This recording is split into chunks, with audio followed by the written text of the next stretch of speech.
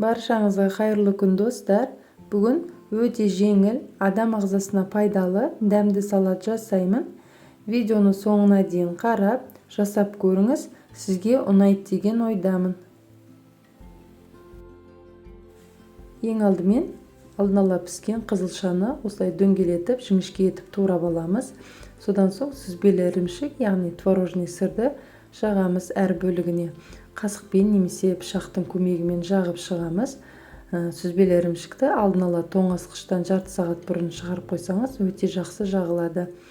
Қызылша мен сүзбелі ірімшіктің дәмі өте керемет үйлеседі. Осылай әр бөлігіне жағамыз.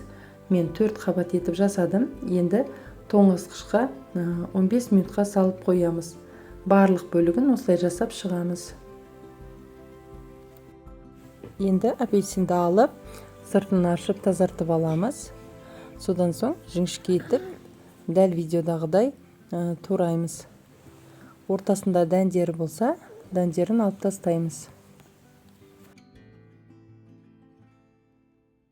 Келесі кезекте салат жапырақтарын жуып тазалап алып, содан соң осылай ірілеу етіп, қолмен үзіп алдым. Кез келген өзіңізге ұнайтын салат жапырақтарын пайдалансаңыз болады. Мен содан соң рукколаны да пайдаландым.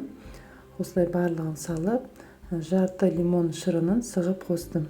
Оның үстіне бір ас қасықтай зәйтүн майын құйып, барлығын жақсылап, қолымызбен немесе осылай шанышқымен араластырамыз.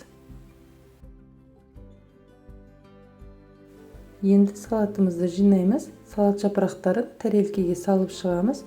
Содан соң тоңазытқышта тұрған қызылшаны 4 бөлікке бөліп, видеодағыдай сәндеп тарелкеге қойып аламыз.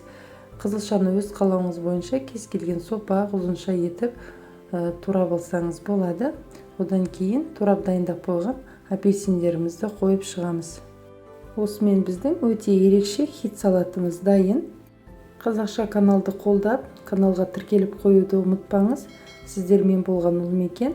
Қош сау болыңыздар.